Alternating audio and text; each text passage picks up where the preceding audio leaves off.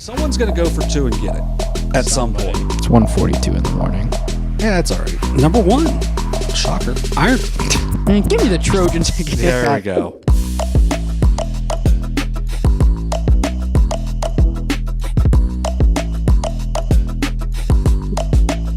Presented by Perfection One. My name is John Bruce, along with Shayne Combs. Welcome to episode 68 of the flagship podcast of the Southern Ohio Sports Authority. As always, we're presented by Ohio Health, but our presenting sponsor for Overtime is Perfection One, as always. So we appreciate Perfection One for all they do. I know we had an ad read last year. I need to get that back because it's got some good puns in it, but I know last year when we did it with DC, one of the things, or Dewey, I guess he's professionally known as Dewey. I've known him as DC since he was like 10, but we would go down to the studio we had in Waverly, and I was like, I think I know what Perfection One is.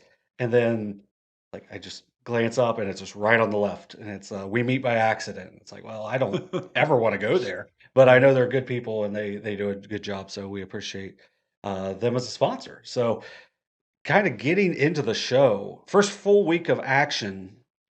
What stood out to you, Shayne, about the most about the landscape of the Southeast District? The return of high school sports. I mean, it's always been one of my favorite times of year, and I know you and I have always shared that passion. Growing up as an athlete, but then getting into teaching and coaching, coaching 30 years of multiple sports, but always had a love. Been an athletic director for about a decade. It's something about the fall. You come out of the summer, you get out of the fair, and you're coming back to school, and the bands start playing, the cheerleaders are practicing. You hear the volleyball in the gym, you see the football outside, it's picture day. And then we had a chance here on SOSA to do the Thursday night game, to Mhm. do the Friday night game. We're doing some volleyball. I thought you guys had an awesome game It Saturday was a night. very good game. And well, there's plenty of sports to talk about, plenty of performances to talk about, but I find myself answering that question honestly by just the excitement of high school sports returning. It's something that never gets old, and I hope it never does for me because sports are something I really believe in. Mhm. But it's also just a great entertainment and a great thing for the communities, especially in some of our small school communities here in the Southeast Mhm. District. Yeah, and not, I mean, I wouldn't say they're a small school based on the rest of the Southeast District, but really, I mean, Jackson's about a middle of the tier size school when you go across the state. Man, their crowd was massive last night. Now, it also made the Little Miami crowd who came an hour and a half or maybe 2 hours to the game look small in comparison, but man, it Mhm. was a huge crowd down at Alumni Stadium on Saturday. If you get a chance, I'm sure if you followed any of our socials at all, you will have seen the play that locked up the game, which we'll talk about a little bit more in our football here coming up. But yeah, it was just the crowd at Waverly was great. I think a lot of people stayed kind of home and watched a lot of stuff on Thursday because the Mhm. crowd wasn't huge there. I thought the Union crowd was really nice, but Mhm. um, yeah, just overall, I like the crowds that we've seen on the two Saturday volleyball games that you guys have That streamed. Friday night Logan Elm volleyball Mhm. to start you. We talked about that last week. Yeah, That was an outstanding atmosphere. yeah. And anytime you can get the community involved and the kids go out and get to compete, and I always feel like you play a little bit at a little higher level when Mhm. you get those big crowds. Now, maybe you might be nervous the first time in front of them, but Yeah. once you realize, hey man, they're there for us. Your intensity level and everything, your focus heightens Yeah. a Well, little bit. like at the higher levels of sports, you always hear them talk about regular season, the playoff or Mhm, whatever. At a smaller level, you can scrimmage, you can go live, you can have a jamboree game, you can do whatever. There's something about when you start counting it for real, mhm, the expectation goes up a little bit. We saw a lot of nervous penalties, a lot of mhm. nervous mistakes early. So yeah, that's real. You know what I mean? Because yeah, I watched it pretty consistently throughout the weekend. Yeah, and kind of moving forward to another thing on our set of headlines, we had at least one new coach named this week in your neck of the woods, and kind of filling your shoes. If you want to talk about that for a minute. Hey, that's awesome. I appreciate the opportunity to do that. Yeah, Paint Valley, the Board of Education made it official earlier this week. As many of you know that um, I stepped away from the varsity baseball coach there at Paint Valley, and it was really important to me Yeah. that who was going to go next and try to keep it in the family. And it's going to be Trent Metler. Trent now teaching at Paint Valley. He's just a great young man. Mhm. His dad was a member of the '95 state championship team, and then their family's just been bleeding black and gold forever and ever. And I think back over my time, and this kind of makes me feel old, right? But like I think back over the last decade or so, um, Brent and his brother Lane. Mhm. Lane was about 2 years older than him. They were coming up through grade school when we won the back-to-back district championships in 2014, 2015, and Lane became an outstanding player. And remember, we were pretty locked and loaded for that Yeah. 2020 season. Now Trent would have been a young starter on that team as well, and it was really cool in 2021 to see Trent and that group come back and win another district Mhm. title. And so you feel like the Metler family's just been involved in all the different things over the years, and Trent's one of my favorite all time. He'll do an outstanding job, but we have a great support system in place there, and I'm real happy for him, real proud of him. Yeah, just I've known Trent for a little bit now. My limited talks with him, he just seems like he's just kind of just locked in, especially to the community, but Mhm, at the same time, just watching his interaction with the students, you can tell that he's he's got something where they know, mhm. he's there for them, but at the same time, they've got some buy-in with him as well because he's got a lot of buy-in to the community, and I think that's going to carry over to a lot of success and keep that program that you had going in a pretty good direction in that way as well. I appreciate that, and yeah, I think it's a great hire, and I'm real excited to see what he can do. hmm and then one of the things that we talked about a little bit was we wanted to go into a couple discussion points, maybe get some feedback from people viewing as well as I don't know how many episodes we did of SVC Sports Talk where we were over 100. I know Well, I was you gonna say the whole thing was 300, and I know you were with me at least third of them. Yeah. yeah, so I know it was you and your brother for a long time and yeah, so it was something that we really enjoyed doing and that was one of the big things when you Right. were able to come back was we're going to jump into Yeah. kind of a video version of the podcast.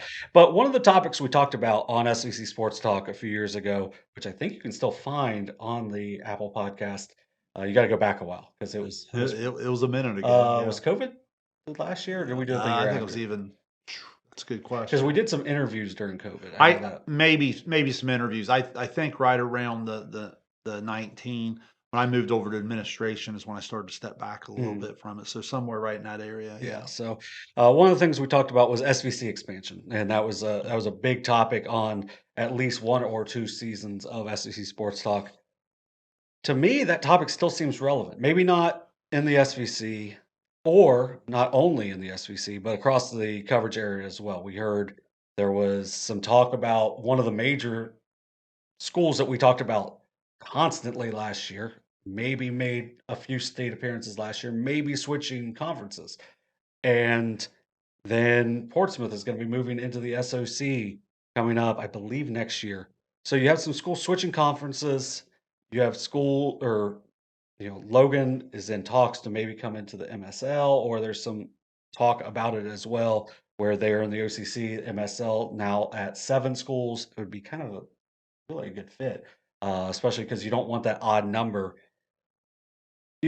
As you are now an administrator and you were an AD for a long time, what do you think it's important for schools and leagues to factor into those decisions? Because a lot of times, like the SVC hasn't changed since 1986.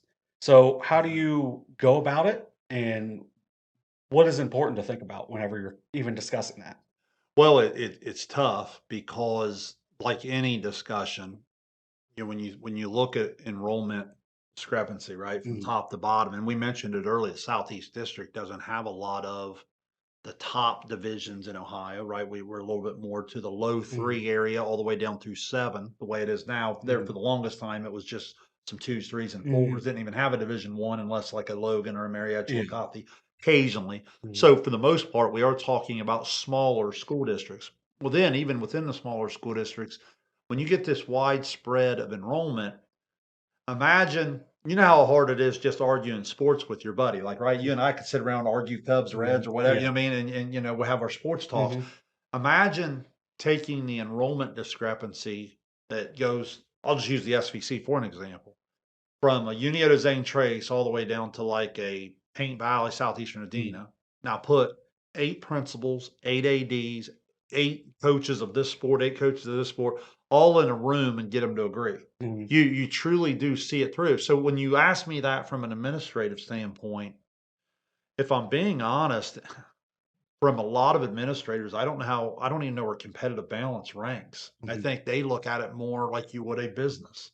I think they look at it more from geography, busing, distance. We think of a matchup on Friday night that would be fun to watch. They look at it as, okay, I've got to send junior high volleyball there on a Mhm. Monday night. I've got to send junior high football there on Wednesday. Hey, my school has tennis. Does anyone else in this league have that? We Mhm. bowl. Do you bowl? We swim. Do you swim? You see what Mhm. I'm saying? And you're trying to match all of these different things. Now, if you have a level of creativity, it allows something like the SVC to stay together. I give the SOC credit for thinking outside the box and trying. I'm not saying it'll work, but Mhm. they are thinking outside the box because it's not 1995 Mhm. anymore. It's not 2005 anymore. And we are hitting a point of decision. You know what Mhm. I mean? And you see that throughout the whole Southeast District. I think the OHSAA has recognized that. And that's why they've tried to be creative in the extra divisions, Mhm. which I'm sure we'll talk about throughout the year as Right. we get to the postseason. So yeah, when I think of that, they're looking at it from probably a financial situation. They're looking at it from how easy is the scheduling.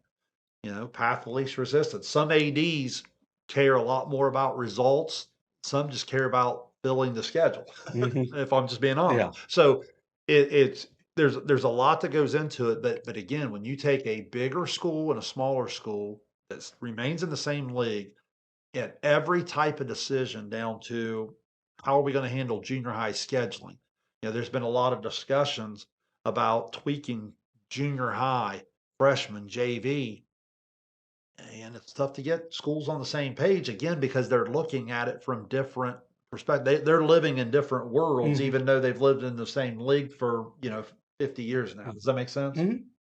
Yeah, and I just had something that came into my mind real quick was you see these bigger city schools have a lot of leagues changing a lot. That I know I talked to the coach from Perrysburg during the Baseball Coaches Association all-star Hmm. stuff over Yep. at the VA this summer, and he had mentioned a couple of different teams that were leaving that were always in their league, and I got to thinking, those schools are also so big that, like, their junior highs may not even go to that school. They might have, like, 3 junior highs that Right. go to it, so That's they right. might be in a completely different league themselves. So I know when I was growing up, and I know when you were growing up as well, Chillicothe had Smith and Mount Logan, Yep. so Yep.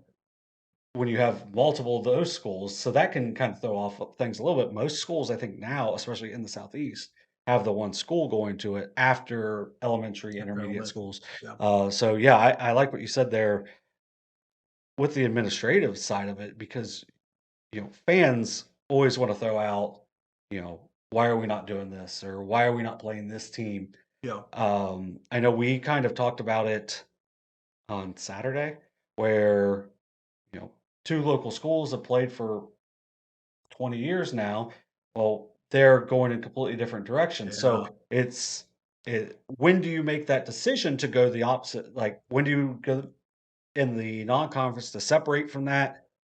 And do you look at maybe a couple years from now, like, yeah, it's going to be a rough couple of years, but at the same time, how are we going to benefit our own athletes? And I know a lot of fans look at it that way. Some Yeah. coaches look at it that way as well, but that's where the administrative piece, because a lot of people don't think about that whenever we're coming up with these fun scenarios, as you mentioned, to why are these schools not playing, whomever, Yeah. and then you have a couple of schools they go in different directions with the non-league, and it just doesn't work out sometimes.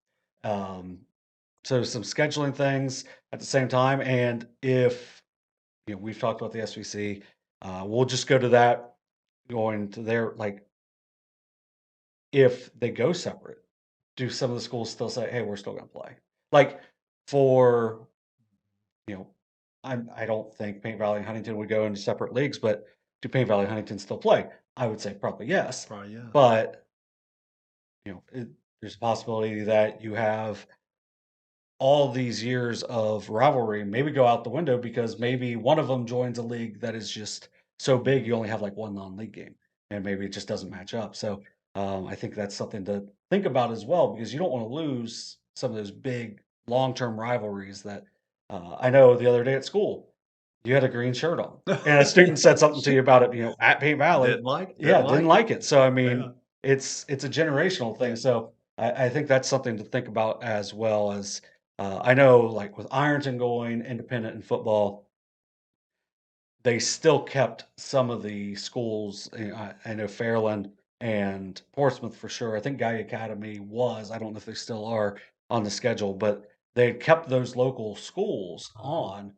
Um, probably just to keep some of that local gate because Yeah. you can play some of these big time schools from all over, but they're probably not going to bring big crowds because if you got to travel 4 or 5 hours for a football game, it's gonna be hard for a lot of families. So, um, that's kind of the independent factor, but Yeah. also, yeah.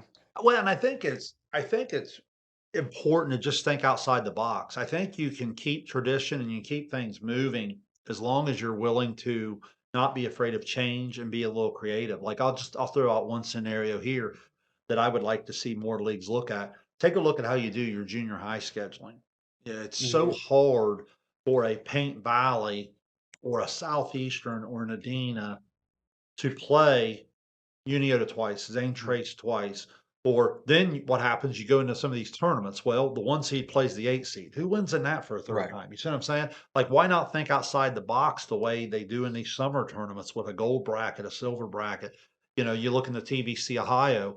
I'm sure when you're playing grade versus grade, Athens versus some of the smaller enrollments, say Mhm. like a Nelsonville, York. I mean, again, be interesting to hear from different conferences like that. But my point is, it's one thing to try to compete at a varsity level when you get up there and you're putting your very best on a basketball court and you're coming up with 5 kids. Mhm. When you're playing seventh grade versus seventh grade, that's a brutal thing in enrollment. I know that there's grades that have come through, say, a Paint Valley. I'll just use that because I know it so well. Mhm. They may come through and there may be 25 boys in the whole class. Right. You know what I'm saying? So like sometimes just being creative, but I go back to that opening statement of it's so hard to get different people on perspective. I guarantee you, if you sit down in a meeting at an SOC level, that the way a Waverly or Wheelersburg views the world and the way South Webster views the world probably is not always the same in terms of enrollment and the way they have to, divvy out their resources. Yeah, I completely agree, and I think this is something we could talk about multiple times Sure. if people are interested or have some Love feedback to as hear well. their feedback. Yeah, Yeah. so, any feedback, you can do it in the comments below or, into any of the, times we post this. I know it gets posted on Facebook, and X, the Everything app, but also known as Twitter. I don't know if you know that it switched, Yeah, but I'm still not sure what I to just call well, like, I just don't call them tweets because I'm like, "What are they X's?" I don't know. So, just kind of moving forward, we'll probably talk about that again here in a couple weeks, just something along those lines, especially as we closer to, like, Well, and conference like tournament time. anything on the show, let the fans drive it. If you Yeah, want if you wanna go down more rabbit holes, I guess, right. throw them out there and we'll talk about it. Yeah. Yeah, so, um last week, we barely covered football. We just touched on it a little bit. This week, we're gonna hit it a lot harder, kinda like those players that were coming in off of the Jamboree games and then getting hit hard. We Yeah, saw it a lot on Friday. I think there was, like, 3 straight plays with fumbles in the Miami Trace yeah, Waverly game because they were just big hits, yeah. and when there's big hits that you're not used to taking, those things can happen. So kind of a quick week one review. If you check our ticker below, you're going to see all the scores from across the area. And, for football, we'll look to see where else we'll go on the ticker throughout the year. But Yeah. yeah, it's just week one review. We had 3 string games. First up on Thursday was Union 42-0 over Portsmouth. On Friday, Miami Trace 42-21 over Waverly. And then Jackson defeated Little Miami 21-14 last night. Uh, what stood out to you in the 2 games you called on Thursday and Friday? Well, I think teams settling in on opening night. Mhm. Obviously, we joked about it on the air a little bit. That first quarter of the Yeah. Portsmouth game took about an hour to play, and just teams having trouble um, with a lot of basics, Mhm. lining up, not jumping off sides, illegal shifts, snaps. Most offenses in today's time are in a pistol shotgun type Mhm. look. Well, if you're going to do that, you got to be able to snap it on time on target. And if you can't, that can make for some ugly football. So I saw that a little bit throughout. But I also saw the importance of special teams. I Mhm. saw field position. I saw the ability to kick it in the end zone, the ability to be creative in your special teams, and then how that really started to flip the field. You saw that a little bit in the Uniota game, which I know we'll talk about with kickers and so forth. Mhm. But so I saw the ability of special teams, but first year starting quarterbacks. You talk about opening night, you no Yeah. longer have the red jersey on or whatever you Uh-huh. wanna call it, right? It's kinda live and you're going there getting teams. I'm not even talking about performances, we'll talk about plenty of performances throughout the year. I'm Mhm. talking about getting your team in and out of the huddle, get them to the line of scrimmage, can you line up correctly? Uh, all of those different things probably jumped out at me, and then when it all settled, there was obviously a ton of incredible performances. Mhm. Uniota, we could go up and down the stat sheet with Coy spreading the ball out, you know, a long list of weapons. Well, I think you mentioned it was like 6 wide receivers caught passes in the Yeah. first half. So, Well, I love the young kid, Harsha, my son's Harsha, guy, and yeah. then, we obviously know Zikafus and Welch has been a nice Mhm. addition, and then Beam carried it a little bit. Braden's obviously really good. Wilson's really good, Mhm. and I know I'm probably missing something. Well, I and mean, and it's all over. they got a kid named Ty Woods that's out that hasn't played in over a year, and he should be coming back maybe this week. I doubt it'll be this week. I think I it'll probably be appreciate you next week. mentioning that. I mentioned on the air the other night if Uniota could help me on that. He got hurt early last year. He Mhm. came back. Now this year it's not as serious of injury. No, Is that correct? it's a muscle, Okay. so it should be But I mean, that's what yeah. Coach Hoops needed really was another athlete that he has to get the ball Yeah. to. So it's one of those things where I was real impressed with their depth Mhm. of athleticism. And then the next night, I think a lot can be said for Waverly. They ended up throwing it all over the yard. I think they threw it Mhm. 48 times, and a lot of the score probably dictated that. So I'm sure they'll look to get a little bit more balance. I was real impressed with the Nelson kid. Yeah, I think you said he had, like, between 10 and 12 I receptions, had him so unofficially, with about well, I was starting to wonder like what's the record? I right, mean, it because was well, once he got the ball, you could just tell how dynamic he was. I know, and this is gonna be pushing our socials, but we gotta there's a video that we posted on our TikTok of his touchdown in that first half, and he just gets it on a, trying to think of, it's kind if I but remember right, yeah. they used throughout the night, they were real creative. I'll give Waverly a shout out here coaching staff wise too. They were real creative in their pre-snap design Mhm. with a lot of motion. They used a little traditional motion, they used a little orbit motion, Yeah. some different things. And they were able to get the ball in his hands out in space and oftentimes in stride. And he's really, really dynamic after the catch. Yeah, So it was he was one really where good. he was in the orbit motion and Myers connected with him. I thought Myers settled in really well. I know he's looked a little shaky early, but once he settled in, it made that offense a lot more Do, do dynamic. you think Do you think just a hair more balance? Obviously, they want to throw it, and I Right. understand why. He's a talented arm. Mhm. They have talented pass catchers. I just wonder as the year goes on. On my stat sheet, I had them, I think, about two-third pass, one-third run in Mhm. the first half. I just wonder, Kennison, I believe is his name. Yeah. I was real impressed with him. I just wonder if they can mix in just a little bit more run, slow the pass rush down. They're going to be a good offense. Yeah. Miami Trace is really good. Yeah, I think once they get a little more balance, but I know probably just with that, ever-changing offensive line that they've had over the last couple of years, and that's one of the issues that they had last year was with the offensive line. So maybe it's hey, we're going to try to get this ball out to our athletes as quick as possible. But yeah, I think if you're able to show a little more balance, I do think that'll make them more difficult to slow down. But you mentioned, uh, speaking of not really balanced, they didn't have to be. Is Mike Trace. Well, but that's a different thing is you don't have to be balanced. Yeah, I mean, that's one of those things when you're really elite at something. I was real impressed. Yeah, I talked about quarterback play. I was really impressed with Phipps, the quarterback there at Hmm. Miami. Traced the ball handling.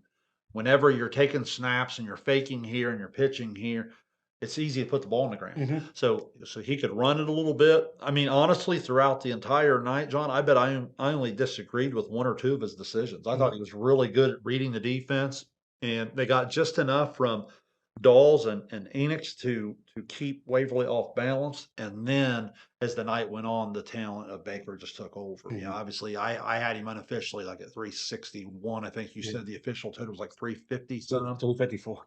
Um, Two when two Waverly 2 hit, runs over 80 yards. yeah, Yeah. well, in the Yeah. first one of those, when it to Waverly's credit, they were down Mhm. 14-0. They were about to get really behind, and that's not a team you want to play from Right. behind on. They went down, scored, and then they come out of the half and they go out and they tie it up. And Carson and I were just talking right before the play of, can Miami Trace just get back to the simplicity of getting Baker the ball and getting in there behind Guthrie and get physical. And when he broke that, you could just kind of see the momentum start to Mhm. shift. And then throughout the second half, he ended up taking on because that was only on what 23, 24 Yeah. carries. Wasn't a So I whole mean, lot. Yes. it was real impressive.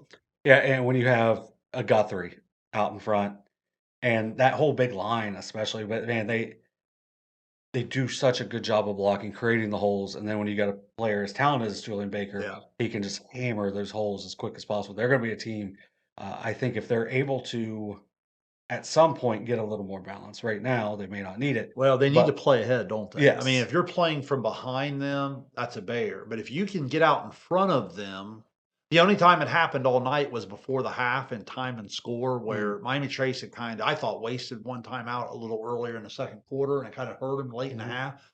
But other than that, there was never really a time where they were forced to throw the mhm. football. And sometimes you need to be balanced, and then sometimes you just need to hand it to your Division One running back and run in behind your Division One offensive Yeah. lineman. Yeah, you get a power 5 and at minimum a Mac. Yeah, Yeah, I mean, you're pretty good, and that'll I do. don't know if it's gonna be Mac or not, I think, after just watching him. I don't know. He's really good. I think if it ends up being Mac, Mac school's gonna be very happy, but, Yeah. moving on to our Saturday game Mhm. was, me and Carson and Kenneth were able to get down to Jackson and call that game between Jackson and Little Miami. Ends up a 21-14 game. And man, we kinda talked about it, and we talked about it off the air of, Carson handed me the whole of like, because we do um, we do the starters, we try to do a 2 deep if the coaches provide it, which one of the coaches didn't provide it, Andy Hall did. So we knew what Jackson had, but, uh, Carson gave me the roster, he's like, just in case it gets to be a blowout, because Little Miami came in at 1-10. But what a lot of people don't understand, and I kind of part of me thought it was, yeah, they were 1-10. Yes, 1-10 is 1-10. But when you're playing the schools that they're playing, unless you are elite, you are not competing. Well, to your credit, you Y- said this last week Yeah, on the show. You kind of anticipated it would be more competitive yeah, than a lot of us here in the Southeast District think a Jackson game would be yeah. against a team of that record. Well, and just Jackson isn't a team that really blows people out. They impose their will on people, and that's when you see a big difference in some of the scores. But I thought Jackson played well last night, but Little Miami had a chance late.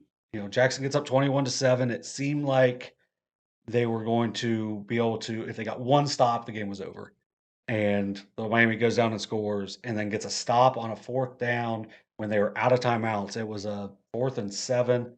It was a screen or a tunnel screen to Eli Ray, and man, it got blown up, and then he just battled, picked up about 6 of the 7 he needed, ends up coming up short, and the first play that Little Miami ran, there was some sort of miscommunication. It was a play that they had been setting up. They had ran a tunnel screen a lot themselves to one of their big, running backs that they played out wide, and instead of running that, one of the blockers just leaked out and was wide open, and they just didn't connect, and it may have been a tie game if that happened, but, they ended up a couple play or a few plays later, they get down to about the 50, and then we talked about it a little bit on the broadcast last night, winning plays. Like you got Ryan Simons that makes winning plays. Yeah. Charlie Woodard makes winning plays. Bodie Wolford made a great defensive play, ends up knocking the ball down in coverage after playing quarterback all game, steps in, deflects the ball, and then CJ Crabtree makes one of the more athletic interceptions that you're going to see all year. Lays out, gets one hand under the ball. I know Little Miami's coach was upset because the back judge originally called it down, but one of the other officials came running in to signal that it was a catch. You kind of see that on the video there. Yeah, and as I said, going back to our socials, that one's all over the place, is that, Crabtree interception, a great play by the junior, and, Carson, had the call on it, and it's a dynamic play. I know you can see it, we're on YouTube, you can see it on the game, you can see it on shorts, you can see it on TikTok, I know it's on Facebook Well, as the other well, thing so we talked about last week, winning programs, winning players, they just have a habit of making those Mhm. types of plays and those types of times, and it was really cool. Yeah, and to me, when you say that, where you had the team that went 9-3 last year against the team that went 1-10.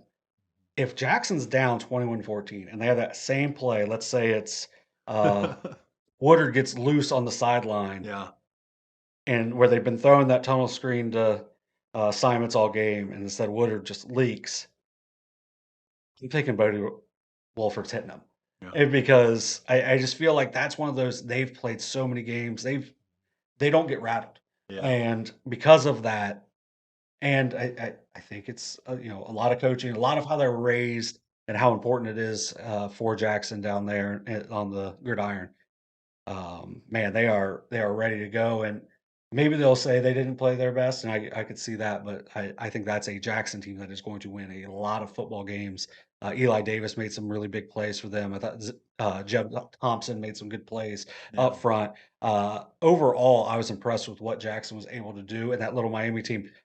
Not gonna say like, "Oh, they're gonna win like 5 or 6 games," because in that league, they've got 3 automatic losses. Right. So, but I can see them winning 2, 3 games. I thought they weren't nearly as bad as, a one-win team from a year ago, but, whenever a Division One team that plays really good teams all year is a good way to start the year for Jackson. Some of the other, you know, we kind of mentioned Julian Baker. We talked about Baker. I mentioned Simons. Simons had a big, touchdown run as well. Did you see I any think Luke other? Golian had a hand in 5 touchdowns. Yeah, I mean, Luke that Golian that had game had that those scores were close early. That was a Thursday night game, by the way, mhm, when we were doing the Union Portsmouth game. That game was close early, and then Piketon came out of the half and turned what a 3-point game into a blowout mhm, win. So obviously he was good. And then there was another SVC quarterback, Frankie Hirsch, had a mhm. nice night. I think he only what was it? He threw it It's only like s 7 times and threw 4 touchdowns or yeah. something. Yeah, he So was like 6 for 7 and 4 touchdowns, and it's like, that's pretty good yeah, efficiency. you'll take that anytime. Anthony Aaron from Lucasville Valley had 3 scores and over Mhm. 150 yards against Paint Valley, which is not an easy place to play. I know, um, there we had other I thought it was impressive that there were some schools that were using, running back by committee, and that balance is important because you and I talked about, obviously, like with a Baker, he's a unique situation, he's a unique athlete. Throughout the course, though, of 10 games, and then hopefully playoffs for some of these teams, the ability to run it and catch it with more than the one guy, right? The 2, mhm, 3 guy. Like, I know, just off the top of my head, I know Zane Trace and Westfall had some nice running, right. performances. You mentioned Lucasville Valley; they come at you with multiple guys, and what it does too is it wears down that defense. It's when you got these fresh backs coming at you in the third quarter and into the fourth quarter. You got a lot of guys playing both ways at schools throughout the Southeast District. That wears on you a little bit when you have to start getting running backs to the ground at 30, 35th, 40th time in the night. If you can come with a couple different types of backs, I think that's something that's really, really unique as well. Yeah, and it's just having and that was something that I thought that I'll even go back to Jackson on that, where they had kind of a boom and zoom kind of thing where, they were able to use the fullback to be really effective as well. So, a couple other performance. Hudson Lovett from McLean against Adena had 299 yards of all-purpose yards or all-purpose offense against Adena for a 20-0 win. He's only a sophomore. I think he's a player that you're going to keep your eyes on it uh, for the future as well. That McLean team was. I know we got a lot of grief over it because we Well, I'm had glad we yeah could help motivate. yeah whatever motivates people, but yeah, it's you see some really impressive Well, I think that displays. was the question, right? I Yeah. mean, we all have known through a lot of McLean people I talk to, we've all known that they're pretty high on this 8th, ninth, 10th grade group right now at McLean. Well, you always wonder, is it time? Sometimes you need to see it to believe it. So again, I think we all appreciate in all sports. I know last year in the spring there was a lot of those now sophomores that were freshman Mhm. baseball players.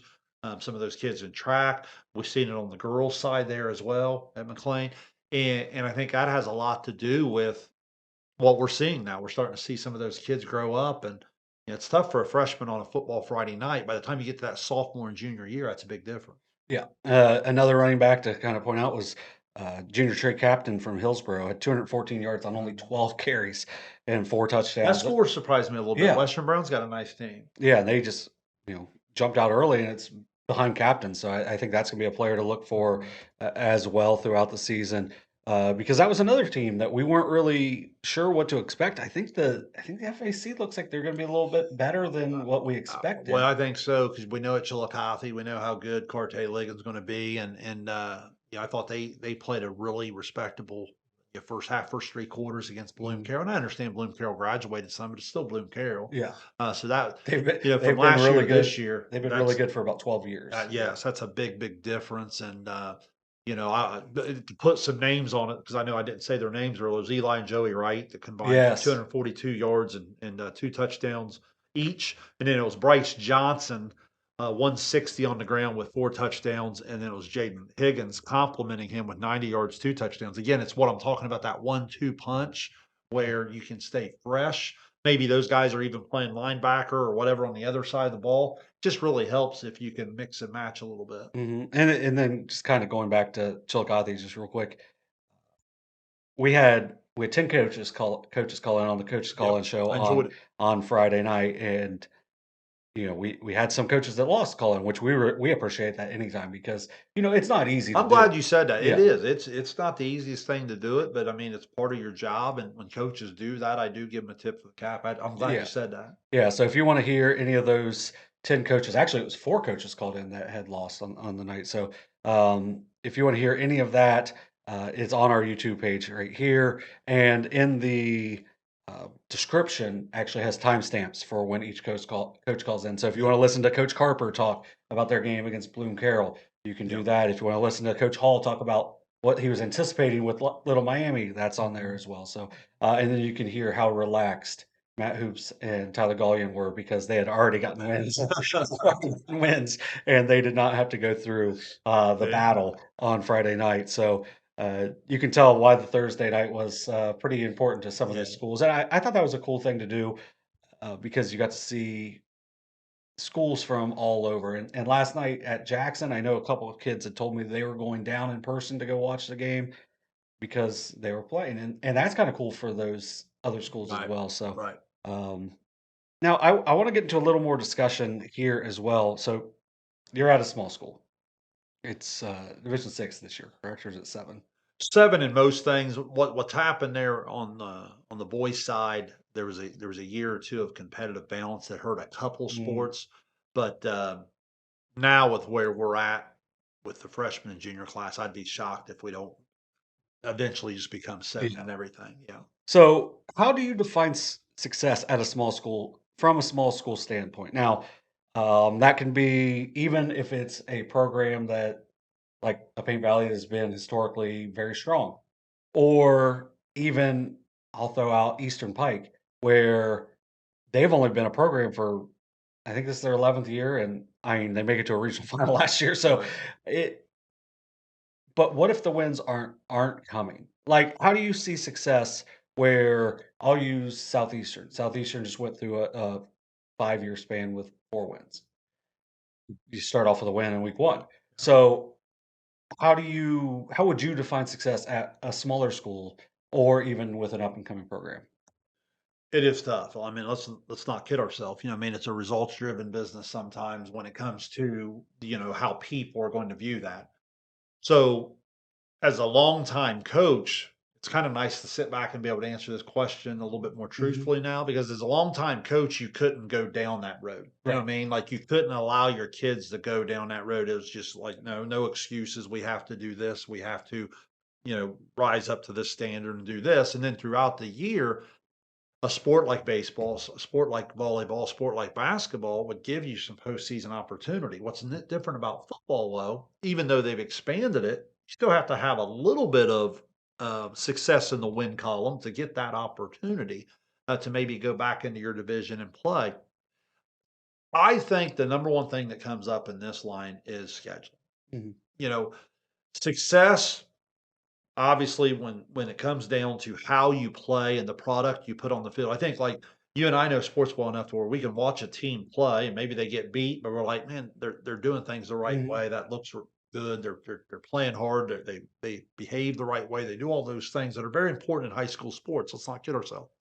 But I think scheduling becomes a big factor because sometimes you being 0-1 and me being 1-0 just has to do with who we played. Mhm.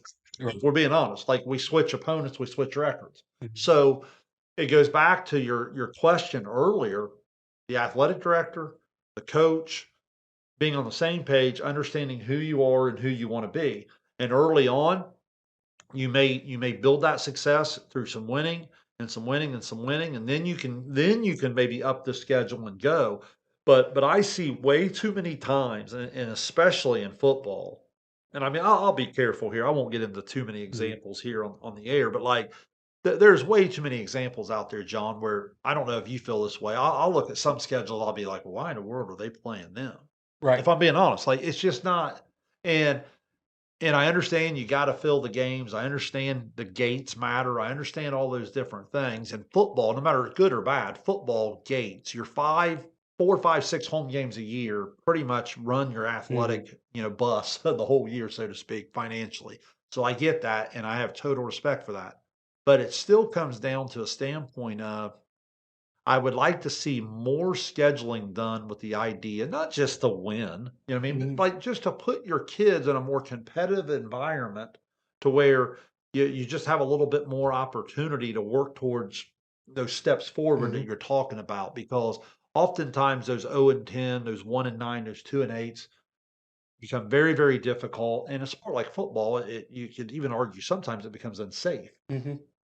Yeah, you want to be able to build success and you got to be able to get some wins from time to time, even if you're just able to start off the year, even if just being competitive in those opening games can be a major push forward for your program as well. But sometimes if you go in to league play 0-3 and you're in the bottom half, it's going to be a really uphill battle anyway. Mhm. So I think that's something that like I'll say like a Justin Cullo's has done a really good job with at Huntington, where I think they're non-conference. Yeah, they got Eastern Pike coming up this week, which is going to be a very tough matchup. But I think two of their first three games are very winnable, and then you get a chance to challenge yourself in that second one. I call it the hallway test. Okay, Mhm. so you pass the person in the hallway that doesn't know a lot about sports, but they're a big fan of your school or whatever, and they know you coach. Hey, coach, how you doing this year? Oh, we're 3-0. Yeah. We're 0-3. You Yep. tell me how they're gonna react to Right. that. They don't know who you play. They don't know. So my point is like, all of a sudden, if you're a team trying to build that confidence and you're 3-0, it takes you a month in football to go back under 500. Right. Or in all seriousness, if you're in a league, let's say you're a league that plays 7 games, or if you're a league that plays 5 games, if you know you're going to win more than you lose in your league, okay, well, maybe you can put 1 or 2 of those tests on the non-league. But year in, year out, if you know hey, realistically, we're going to struggle. Like you take McLean, they got a nice team coming. Mhm. Well, the FAC doesn't give them one Right. and give me. You know what I'm Yeah. saying? So, like again, that's a school that has to get creative. I like what they do in their non-league Mhm. schedule, playing some of the smaller SVC Yep. schools because again, they're going to go in conference and enrollment wise and football wise, they're going to be the underdog at most nights, right? So You follow what I'm saying there? Yeah. Like, I think it's just important to put yourself in a position where the kids, the community, because everybody benefits from football Friday night being a positive event. We talked about this on the air the other night. It's the band, it's the Mhm. cheerleaders, it's the boosters, it's everything, right? It's Mhm. your biggest fundraiser, it's your biggest gate. If if your football team is in a positive light in the community, your school is going to benefit in a lot of Mhm. different ways. Yeah, so and kinda when you mentioned the conference stuff, it made me think Little Miami a little bit because where they're gonna have a hard time putting together wins because how good their conference is. They play 9 conference games. They didn't have to play Jackson though. Like, Right. they could have found a Division III school that Yeah, was it Jackson? yeah, it wasn't Not named Jackson. Jackson. Yeah, Yeah. so, well, maybe they're like, "Ah, we'll go 2 hours over there and, we're gonna have a chance to win." It's like, well, maybe you go an hour Yeah, and you got a chance to win too, yeah. um, but yeah, I just think I agree with you. It's very important, in your scheduling And and I don't wanna yeah, come across as just cupcake and win, win, win. right. I don't, because again, I've been a coach a long time. I agree in pushing yourself, but I would argue if you're going 0 and 7, 1 and 6, 2 and 5 in your league, you're getting pushed just fine in your league. Give Mhm, your kids an opportunity to taste a little bit of success in that non-league, mhm, and then if you start to become more successful, slowly but surely build yourself up. I think sometimes we just dump in, go ahead and jump in the deep end and hey, let's get us a Wheelersburg on our non-league schedule. right. Well, that may not go very well. I know Uniota hears it a lot because what they do in the league play is they typically go now they've gone 7-0 the last 2 years, 6-1 before that for a long time, but we both know how how We do how know. long it took to get to that, and when I was in school, we went, I believe, 10-30 in the 4 years, so, I mean, it was if in our non-conference, we had to try to schedule some schools that we'd have a chance to win against at all, and then like, over time, it's gonna work itself out, but at some point, you have to like with Westfall always played the 3 other Pickaway County schools. Well, then Tays just blew up and has gotten to be a massive school. Now they're gonna be competitive in the OCC, and that's how big they are. And so they had to find a replacement. Well, that fills in Massive Plains, which works out, geographically really works out well. Mhm. And at first, it probably wouldn't have worked because of where Westfall was, but then they had a few lean years. I think they're back on the way up, I do too. and they get an impressive win in week 1. But now you get, Logan Elm and Circleville the next 2 weeks. I'm excited to see where Westfall's at because you talked about the Wright brothers, Mhm. not the Flyers, but the The but the Razorbacks. Rivals. Yeah, Yeah. and well coached team. They've got some, and they're a program. Well, a lot of people know of Westfall. They have a Final Four appearance. They for it felt like 15 straight years we're in the playoffs, and a lot of times in week 2 of the playoffs. Well, the last decade has not been very Right. kind to Westfall Right. football, but it feels like they're an up and coming program. And I feel like they've done a good job of scheduling, and they kept those 2 rivals on there. While they're going to be really tough games for them, also will give them a chance now because where they've started to make a little rise, I believe that's going to give them a chance. And really, that's the way they can get back into the playoffs with the 12 teams now in Division Four. I love the examples you used there because with the Uniota, early on, they needed to schedule again where they could build some success. They needed to win some games. And then you can't overreact to 1 or 2 years. Yeah. But now, once you get to the point where you're getting your athletes out and you're starting to build it up and you're starting to build it up and you're starting to build up, now when you're the 5-2, 6-1, 7-0 football team, now maybe it is time to go to the non-league Mhm. schedule and ramp it up a little bit. I love what you said about Westfall. Back in the day, I didn't mind them. I remember the one year they went 0 and 3 and then Yeah. won the gold ball 7 and 0.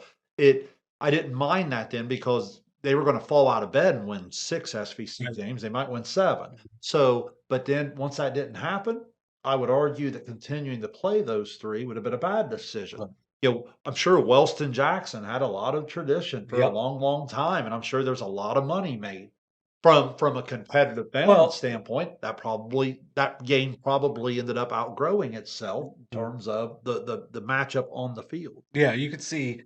the side with Little Miami side, probably 30% was full.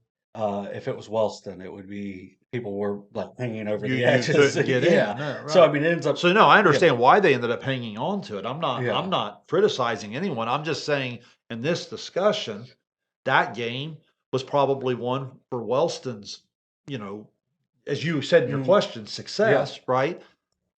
Just having a game that they're capable of winning. Yes, completely. Yeah, it's definitely interesting to see where schools go over time because especially with the way schools are growing or getting smaller, because it doesn't feel like there's a whole lot of schools that are just hanging tight. Right. It's communities are getting bigger and smaller all the time. So, for example, the last time Wellston they stopped playing in 2019. Last time Wellston won, and the only time in the last 18 times was 2010. So it's So just again, yeah, why was that game played as long as it was? The dollar bill. You know what I yep, mean? And again, everybody understood that and it was neat, whatever.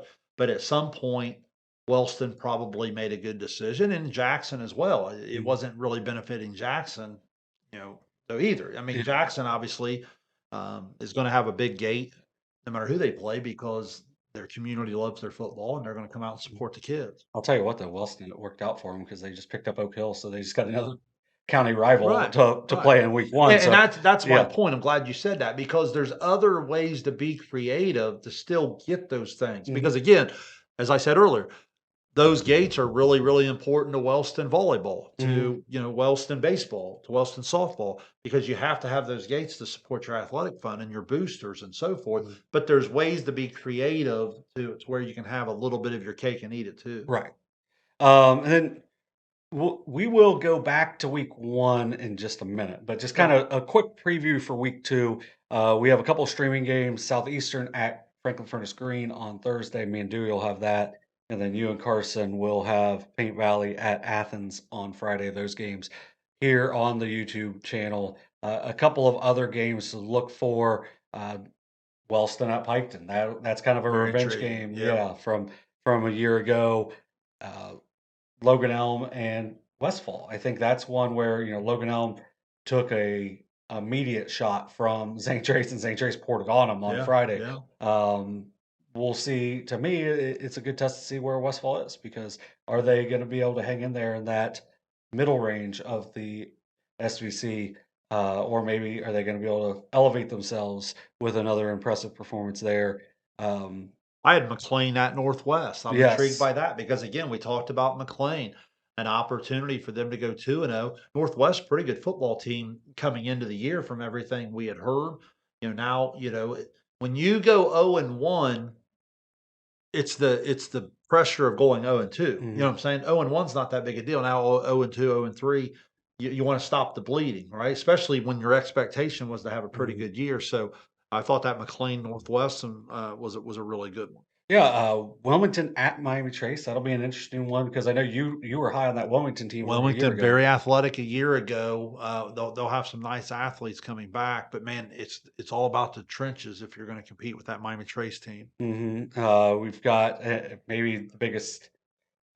Speaking of one that's going to have a big gate with Portsmouth and West I have that one down. at Yeah, West. If you haven't been to the Rock is a that's a great, really really neat atmosphere. really Yeah. cool atmosphere, um, and that one should be pretty crazy. Now, how about Fairland?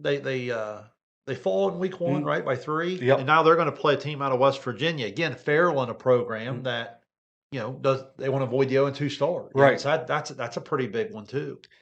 Yeah, and, Fairland got behind big, and a couple years ago, Coach Gilliland talked about it on the Coach's Call-In show, was Fairland made a huge comeback on him 2 years ago, and it felt like it was coming again, Yeah. but his kids stepped up and made a couple of big plays down the stretch for West to move to 1-0, Hey, you so mentioned Miami Trace. I think obviously Miami Trace Jackson there, right? But mhm, like, I think it's a Goshen at Hillsboro. yes, In McLean, we've already mentioned them. That's what happens in conferences. Wouldn't you agree? mhm, If McLean and Hillsboro and Courthouse and Chillicothe, if they start taking that step forward that we think they're going to take, obviously Miami Trace and Jackson aren't going anywhere. But now all of a sudden, that's what makes for a great conference. So mhm. that's a neat conference to kind of follow this year. Yeah, Archbishop Nicholas will be at Wheelersburg. Wheelersburg getting a lot of love for Ed Miller Stadium recently. And speaking of Wheelersburg, in their 43-8 win over Kip Academy on Friday night, Cooper Heimbach, their kicker, who is outstanding, uh, also outstanding pitcher as well, and Uh-huh. hit not one but two 50-yard field goals, one from 51 and then one from Wow. 53. And maybe the part that made the one from 53 even more impressive, he hit one from 48 that they had a 5-yard penalty, and then he just stepped up and just hit another one again. So, Just showing off at yeah, that just point. showing Yeah. off. Yeah. And Coach Woodard said that every time that they asked him to kick deep, it was a touchback. Now there's a couple times they didn't have him kick deep, and it was literally to work on kickoff coverage because you don't do kickoff coverage in the preseason. So just Cooper Heimbach is how big of a weapon is that to have a kicker that is consistent from field goal range, and like Coach Woodard said the other day, pretty much was like, we get to the 30, we're feeling really good that we're going to get points. And a lot of other kickers around the district, if you get to the 20, you're feeling good. So how big of a weapon is that to have where you can get touchbacks, you know where the other team's going to start from, but also you're going to be able to at the very least put up 3 if you make a run near the red zone. It's a complete game changer that we don't talk nearly enough about. It's kind of like in Major League Baseball. If you have that everyday catcher who's elite offensively as well, it's even a higher level than a shortstop or third baseman in left field because you're so much better than every other catcher in the league. You're Mhm. you're getting that advantage. You see what I'm saying? Yep. So like it allows it allows high school football teams to play the game like a college or NFL team. How many times over the weekend when I'm calling a game or watching your stream where you just see a high school drive, that's a pretty good drive, stall on downs down around the 18, Right. whatever, you know what I mean? Where you get points. But I would argue this beyond the obvious, which is points, the field goals and the extra points. I would argue that it's field position. Mhm. The ability, I saw it with Matthew for Uniota the other night, the ability to kick the ball in the end zone whenever you want, and with the rule of not being able to bring it out, it wins the field position immediately. And then what happens is, let's say the other team doesn't have a high level high school punter. Mhm. You get your 3 and out. Now all of a sudden they probably can't even punt it past midfield. So now you're giving your offense the ball on the plus side just like that. And it all stems back from just a simple kickoff that the other team has no defense against, right? I can't defend. If you're able to kick it to the end zone, I can't defend Right. against it. And that's just so valuable, and I would include punting in there as Mhm. well. The ability to flip the field position, I've watched that really impact a lot of games over the last couple of years. Yeah, the kind of funny part when you mentioned Liam Matthew, he didn't kick in the second half, and Tanner Beam Well, he went in, yeah, yeah, he he just kicked went one in too. and Yeah. did it too. So, There's the probably a bunch of coaches saying, "Hey, I'll take that kid." yeah, Yeah. like, we'll take, you're only gonna use one of them, so let me take the other one, but, yeah, so we saw a game last year that was decided on a 46-yard field goal from Jalen Bender from Yeah. Lucasville Valley. I Wow. mean, guys like that are super valuable. I know Dewey mentioned Liam Matthew last year was, well over 90% from extra points, and knowing that you're gonna get extra points is a huge thing as Yeah. well because that's not always a guarantee. Right, but a It lot of coaches say snap and hold too. Yes, snap and hold, and, that was Coach Woodard made sure to mention those guys, on Friday night as well on the Coach's Call-In show, so and, it's such a valuable piece for your game. Thatcher Brown was the kicker for Jackson last night. They didn't have him kicking deep, but they had him kind of pooching it to right around the 15, between the 15 and 20, and right up against the sideline. There was one part where Little Miami makes a big return, but because he has to run just straight up the sideline, just someone got just a touch on him, he steps out of bounds and saves a touchdown. Where if that's kicked to the middle of the field, maybe he makes a move, goes to the outside, and has a little more room. So I think the value of being able to put the kick wherever the coach tells you to put it too is incredibly valuable because that can go back to punting as well. So because maybe you're not kicking it into the end zone, but if you can Yeah. position it to where they're going to have a hard time setting up their blockers because you can just wipe out an entire side of blockers by kicking it to that into the corner more or Yeah. less, and maybe you pin them deep that way. Let me ask you this with your background in soccer. Like, if you're working with a kid that's just a random football athlete, good athlete, but then you're going to work with a kid that has the soccer background coming over, is it just the experience of kicking? Talk to me technique wise. What are we working with there? Obviously, it's an X factor that if you have the ability to go pull one off the soccer team, you need to do it. Right. Yeah, but it is different in ways because a lot of times in soccer you're trying to stay over the ball and you're kind of lifting through the ball while trying to stay over top of it. By staying over top of it, you're not lifting it. So by staying over top of it, you're getting some air, but to where it's not elevated. So you have to be able to adjust that way. But if you can get the leg strength of a soccer player, and that's going to just make him or her a better kicker, is because we've had some good females kick in the Southeast District as well. So it's something that if you think you can just step over and do it, it is more difficult, but having that background of using your legs, using your body properly, getting behind the ball and through the ball, it's a shorter turnaround to being good. Now, a kid like a Cooper Heimbach is going through different camps and whatnot, working to make sure he's as good as possible because he Yeah. wants to have a chance to kick at the next level. And I No mean, question. if you're hitting 51 and I'd 53. say that film from the other night will help in that Yeah, note. and, I know Bloom had a really good kicker a couple years ago that was, Yes. like, automatic. Yeah. There was a kid at Wilmington when I taught there who he said he wanted to kick. Like, he wasn't even their kicker, and he really just he wanted to be a college kicker, wanted to be a college kicker, and then I'm watching I taught there in 2016, 2017, so he would have graduated in 2020.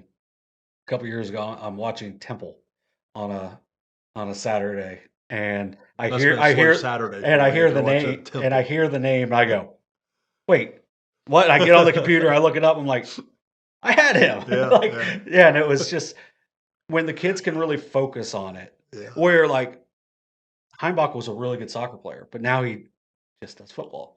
yeah. And that's where he's went from being a good kicker to being an outstanding kicker at this time, because if you can focus on it, you can really hone in on the skills that you need to take it to the next level, like Heimbach's done. Jalen Bender is another one that's done it. Matthew still plays both, but I can see him being able to kick at the next level as well because he's got some good size to him too, and he's got some good leg whip. And yeah, ultimately, I do think it is very valuable to be able to use those soccer kids. When my first couple years in high school, now we weren't kicking anyway. Like we weren't even like we didn't score touchdowns. So we weren't getting in the red zone. So we weren't kicking. But at that time, you were only allowed to play one fall sport. And then my junior year it changed, and immediately Coach Daly went out and picked up a couple kickers from the soccer team, Yeah. and that's kind of just been a thing at Union since then. And I think like Zane Trace had a really good kicker last Yes, year, yes. and it was it's a valuable piece. It got them an extra win in the SVC play. Payne Mhm. Valley had an excellent kicker Yep, who wasn't a soccer player, yep. who they don't always have to be soccer players to be a good Sometimes kicker. it's a great coach in a system that just coaches it well, and Yeah, it's not by accident that you just see every 2 or 3 years, well, here's the next guy, here's the yeah, next guy, here's the next guy. hmm But, well, hey, I didn't wanna shut your football notes down there if you have hmm anything else to go, but while we're on kicking, it might be a great segue just to go over to soccer a little bit. I know there's a couple of key headlines you wanna hit yeah, on this week. yeah. Just didn't look at a lot of soccer this week, but there were a couple big headlines to me. First, Guy Academy's Corey Camden records his 100th career win. Yeah, Congratulations. yeah, and that was a program for a long time that was not well known. Was not. I know my first stint of coaching soccer at Uniota, we played Gallos. It's kind of like okay, it was kind of a walkover game. Well, that's changed in the past decade, and a lot of that. I mean, obviously, some really good kids, but Coach Camden's done an outstanding job with that program. He's taken them to multiple regional tournaments after, for a long time, they weren't even getting to the district tournament. Now, granted, everyone's in the district, but you still got to win 2 or 3 games to get out of the district. So Coach Camden has an Yeah. outstanding team again this year. He's got a son that's a senior, had another son that graduated a couple years ago, and they've played with some really talented groups Yeah. at Guy Academy, and and that is why Guy Academy is one of the better soccer programs on the boys' side in the Southeast this year. That's outstanding. Now I know also in my notes, Lynchburg Clay had a big week. Tell us about Yes. that. Lynchburg Clay went 3-0 this week, starting off 4-0 on the season. I believe Eastern Brown and Fayetteville are both undefeated as well Mm, in the Shack.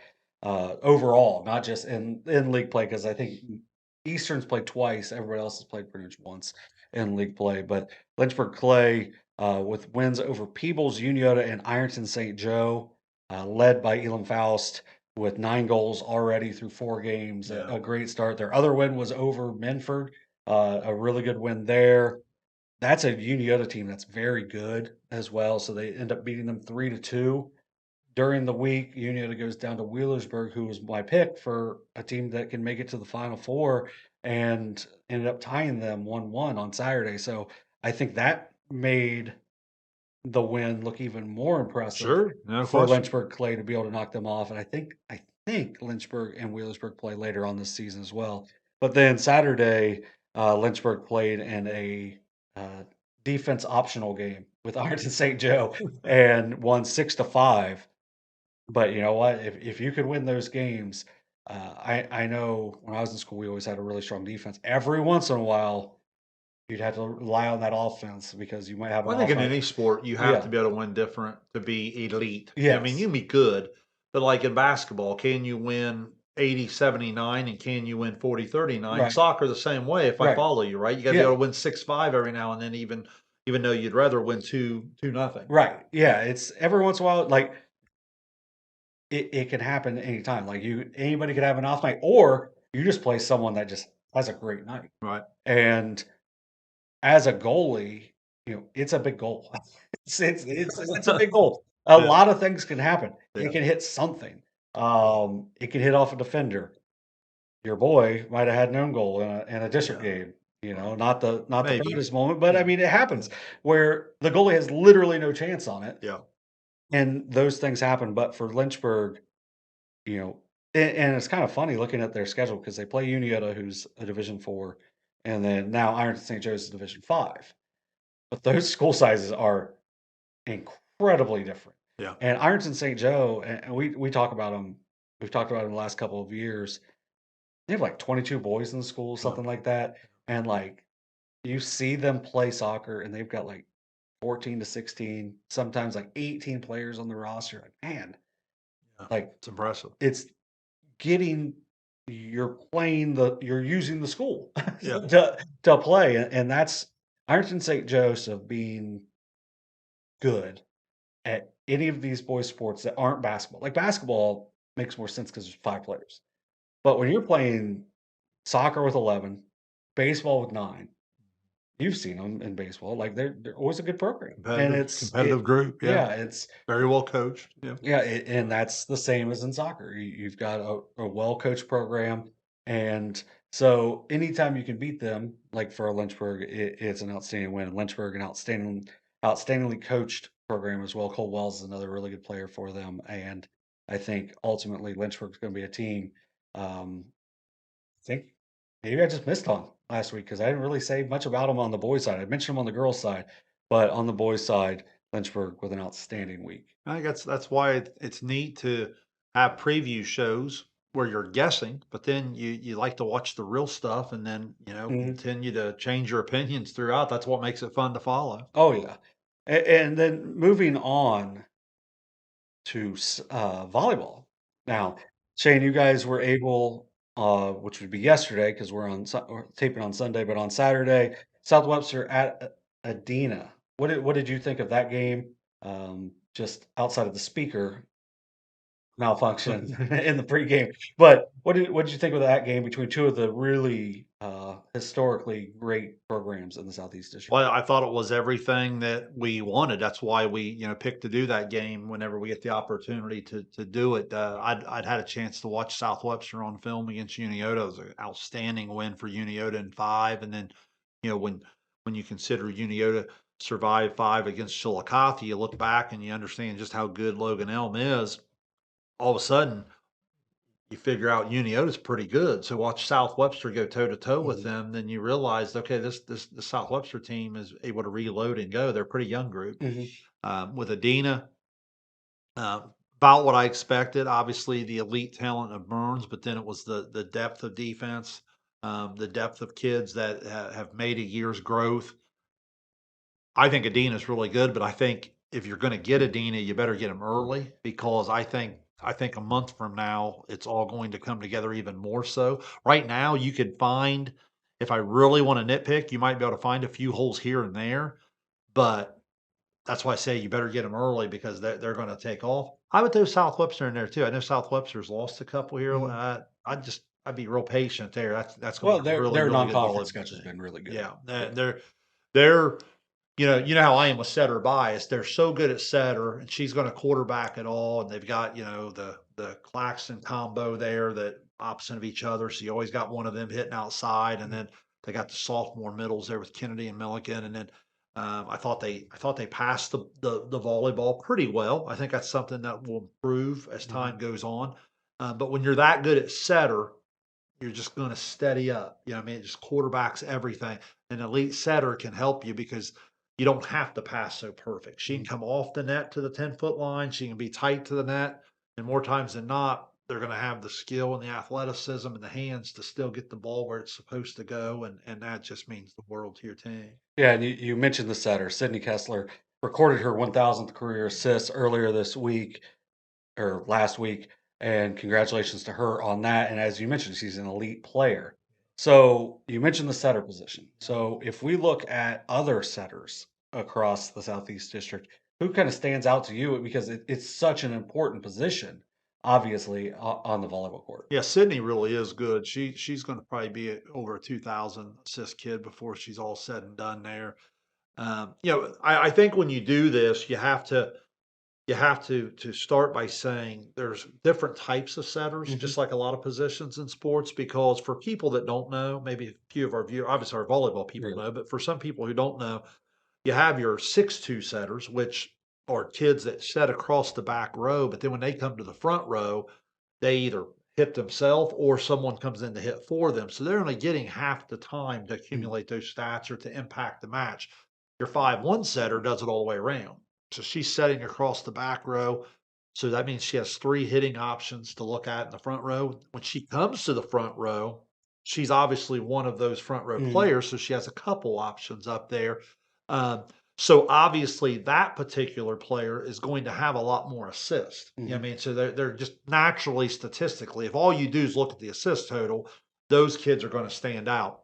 If I were going to pick you some of my favorite, some of the ones I think are really good, Mhm. Ella Chamberlain would have to be at the top Mhm. from Wheelersburg. She's outstanding.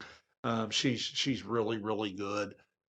She obviously has a lot of talent Right. around her, but she's one of those kids that can get to a lot of balls. She makes good decisions. Good athlete, good quickness. Grayson Clark from Gallia Academy, I think, is in for a huge, huge year. She has a lot of talented hitters to spread the ball around. The girl from Miami Trace, I always say the name wrong. Kylie Yazel, I hope I'm saying that right. Oh, okay. She does a really, really good job. She's already over, I think, 1,500 assists early in her junior year. Mhm. She can push 2,500. She's outstanding. Now I know she graduated an elite hitter, but Miami Trace has some kids back that are certainly capable. Mhm. Um, the girl at North Adams, Natalie Reagan, Mhm. is a really good one. Um, and then listen, there's some 6-2 centers too. Remember what I said earlier, Groff up there at Logan Elm, she hits in the front row. So she sets maybe 3.5 rotations or whatever, and then she does some hitting. They use a little bit of a different system.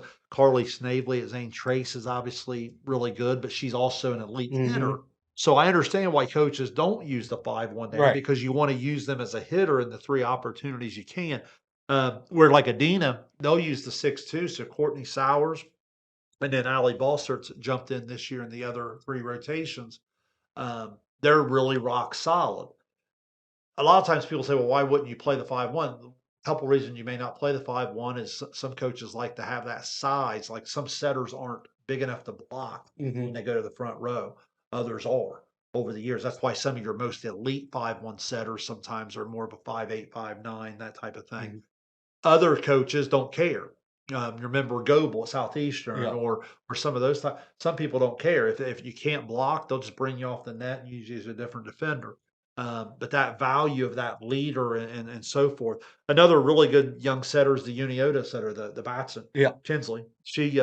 I think she's gonna be really good. Just watching her in the early going here, those Uniota hitters are going to really benefit from her Mhm. as she gets going. I watched her on film twice this week after watching her in person at Logan L. Mhm. And the thing that impressed me was how much she improved within the week. You know what I mean, Mhm. just getting that time under your belt. It's kind of like that first year starting quarterback or that first year starting point guard. Sometimes you can't you don't know until you know, Right. right? Now, I know she played some last year, but I know she was in and out of But that position a little bit. But it this year, they've kind of made the commitment of like, okay, here's the keys to the car, mhm. drive it, and it's go time. Yeah. Yeah. Well, that was one of the things where when you mentioned maybe you don't know as much volleyball, I was gonna ask how you compare it to a position in another sport, and that's kind of, what you said with the point guard, It quarterback is just exposes yeah. you, right? It Yeah. exposes you. Like in baseball, you'll know this one really well. Like there's a big difference between playing left field and catching, Yeah. right? In catching, if you are bad, people are gonna figure it out Yeah. real quick, right? If you're not capable. It's kind of like the center in football. We watched some where you always feel bad for the long snapper or Mhm. for the center. They'll snap it 50, 60, 70 times in a row, And and they're not and getting credit for it. But yeah. as soon as it goes bad, they're like, "Well, who's the snapper?" Yeah. It's one of those things. I wish I could remember the guy's name for the Giants who was like who came out of retirement and then played for them for one playoff game, and he hadn't had a bad long snap in like 12 straight seasons, and then just screws it up in the playoffs, Yeah. and people never forgot him, and he Oh, was just like he no retired question. again right after, so it was like Brad St. Louis was a guy for the Bengals, didn't miss a snap for years and then lost it. Yep. And yeah, it's just Yep. it's those positions that Yeah. So I think that's a great comparison. Like it's mhm, just, the setter, the passing is really important. You got to have a hitter to be elite. But the setter, I guess where my eyes follow the game through the setter is just it's a situation where they're touching the ball every time over on that mhm, second ball. And you need them to have the talent, the vision, the athleticism, all of those things just to go. Like I was watching Kessler there the other day. Remember, I talked about Phipps playing quarterback for Miami Trace in the option game? mhm. Same way as a setter. I watched her the other day, and I bet there was 2 or 3 times the whole match that I disagreed with her decision. I mean, I just thought Mhm. she was that good and spot on and where the ball needed to Yeah. go. And that's one of the important things because it can really direct your offense and make it really elite, as we've Yeah. seen with different. You mentioned Go Southeastern, a couple of the other ones that put up the big numbers because you have the big hitters, but they also are such good decision makers, Yeah. and that's why those big hitters I are think the have even hitters more would tell success. you I think the hitters would also tell you, "Man, I was really good because more times than not, the ball was exactly where I wanted it Right. to so I could swing away on Mhm. it." Well, and I think, Christian Thompson from Fairfield Union last year, we talked about her a lot, but if she's getting bad hits, yeah, she was athletic enough to where she could adjust, but her most impressive hits were ones that were just perfectly placed, On and time, on target's yeah. what I always say, just like a lot of things, and you're right. Now, and make no mistake about it. I mean, like, you take, like, a King at Logan Elm or a Burns at Adena, they're elite, okay? Yeah. You and I could set the ball up there and they're gonna hammer it, but, like, there's still a timing to it, and there's still a moving the defense and reading the defense and getting them exactly where they need it and when they Mhm. need it, and that's important. Yeah, for sure. So, um one last thing, Yeah, well, I guess a couple last things, but with league play starting this week for a yep. lot of leagues, I think there could be a league or two that's out there that has not. But how interesting do you look at how teams do their pre-conference schedule? So some play a lot, some play a little, some play really tough teams, some play easier teams. is that kind of a thing of you look at maybe quality of your conference in your non-conference, and maybe you're like, ah, maybe I got to try to get some wins, get some confidence going into it, and then where for years, Adina just hangs out the first week. They get an extra week of practice, and then they play South Webster, and then they jump right into league play, and it has not negatively affected them Right. ever. Right. So, how do you find that interesting? Just the different ways different coaches look at that I opening week. do. I think it's a game of math in a lot of ways, though, because you only have so many non-league, and Mhm. like what happens. I guess what surprises me from a timing standpoint, sometimes if you're a winter coach and you have real well, let's say you're the Adena girls basketball coach, you can pretty much know that for the last 20 years you're not going to start practicing. Mhm. What I mean? Like Yeah. it's one of those where I think it'd benefit not to play basketball early, or if you have a good football program. Same way as a baseball coach early on, if you have a basketball program that's historically really good, sometimes you want to avoid that first weekend because you don't know when you're going to get your kids Mhm. in and where's your pitchers going to be in pitch count and all that. It's weird in fall though, because you're coming out of the summer and they're pretty much with you and you go. Mhm. I think in volleyball, John, it has more to do with just there's only so many non-league games to go around. And in volleyball, they like to play some of these weekend Right. tournaments. So, like, if you're in Adena, if you're a Wheelersburg, if you're a Southwest, yeah, you can play each other, but like you'll see them go to the Lehman invite. Mhm. You'll see them go up to Columbus and play. And then what happens in volleyball a lot of times is you don't see as many just Saturday afternoon best of 5, you Right. see more tries and tournaments where you play 3 times. Well, that starts to add up in your non-league schedule, but those tournaments are it kinda goes back to the days in baseball, if you're not familiar with what I'm saying, like, baseball used to be 27 games on 23 days. So you had to play 4 Mhm. doubleheaders or you couldn't get them in. Now doubleheaders are a thing of the past. But in volleyball, you'll go to these tournaments. Well, if you're in 2 tournaments where you're gonna play 3 times, well, that doesn't leave a whole lot of non-league to Right. play the rest of the year. So I think that has a lot to do with it Mhm. too. Some like the tri match, some like the tournaments where you get 3. Some some like to play the reason you see so many play early on, some some like best of 5. They don't wanna get used to playing Right. best of 3. I've had coaches tell me that. Hey, I play individual matches all the way through the year because I want my kids playing best of 5, best of 5, best of 5. So I'm not going to sit here and say one's right, one's wrong, but I think a lot of it has to do with where people seek that competition that we talked about earlier in football. Mhm. Yeah, and I do think that's a very interesting way to look at it because, like you mentioned, Adina is going to go out and they're going to play two of those really good weekend tournaments. So that really gives them just two more games that they can even play in the non-conference. So you Right. see that South Webster and then someone else later on. It could be late in the season because it And could just to be, clarify, yeah, when they play the tournament, they're only playing best of 3. So right, that's to the point where the other coaches are saying, I'd rather play individual matches so I can stay best of 5. yeah. So I don't think there's a wrong way to do it. I'm sure there's a lot of right ways to do it. It's the right Yeah. way for you with a lot of other things. So one last thing that we're going to talk about today, Tuesday, we'll be back in Frankfurt, and you and Dewey will have Uniota at Adina. Start at SVC play.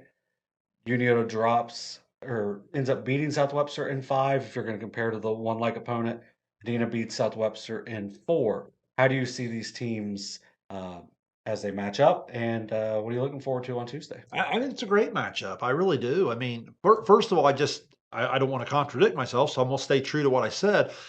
If you're gonna get a Dina, get him now. You know Mhm. what I mean? So that's now's the time.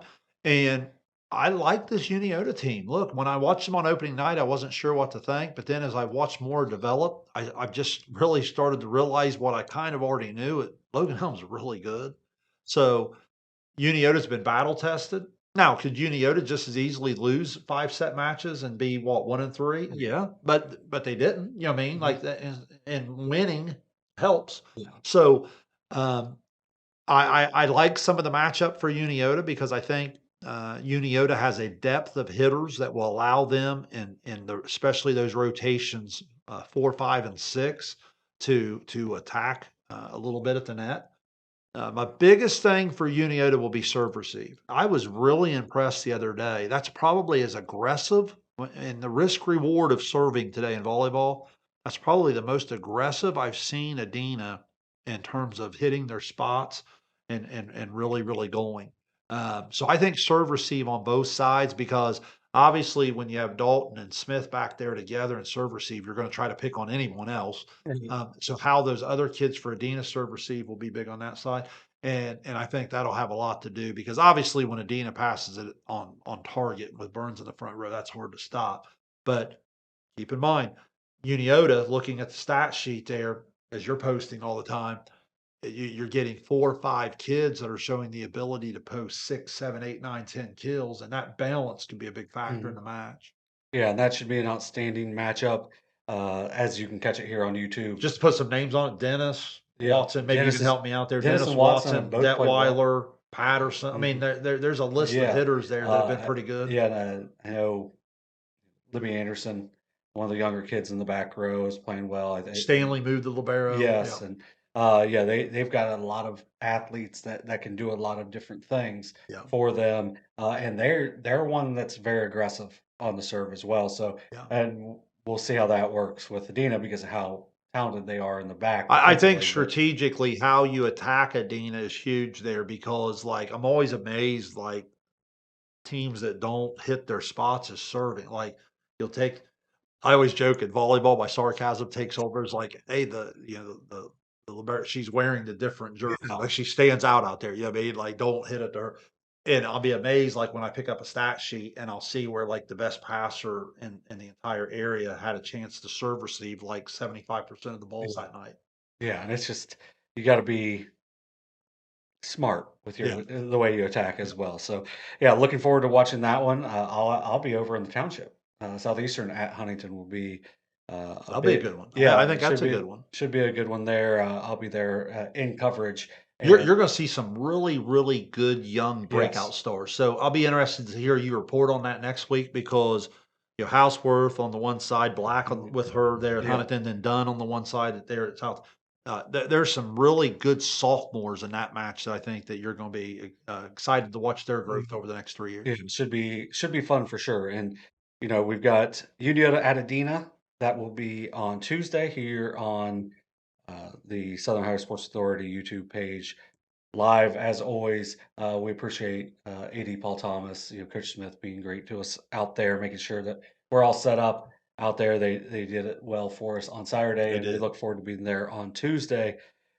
I believe that's our only volleyball live stream for this week. Next week, we will most likely be at a different game. We just want to make sure we get it set before we Yeah. make it an announcement because that one's going to be a big time non conference matchup if we can get down to it. So look forward to more live streams on the volleyball. We've had some really good viewership so far on the volleyball live streams. I just can't figure out the numbers at all because we had significantly more people watching at once on one than the other, and they were about the same same amount of viewers total. But we also want to thank our viewers for this weekend. Had over 11,000 views on our Wow. 4 live streams, including that volleyball match on Saturday. Yeah. So we appreciate them, all of our sponsors, Perfection One, obviously here with us.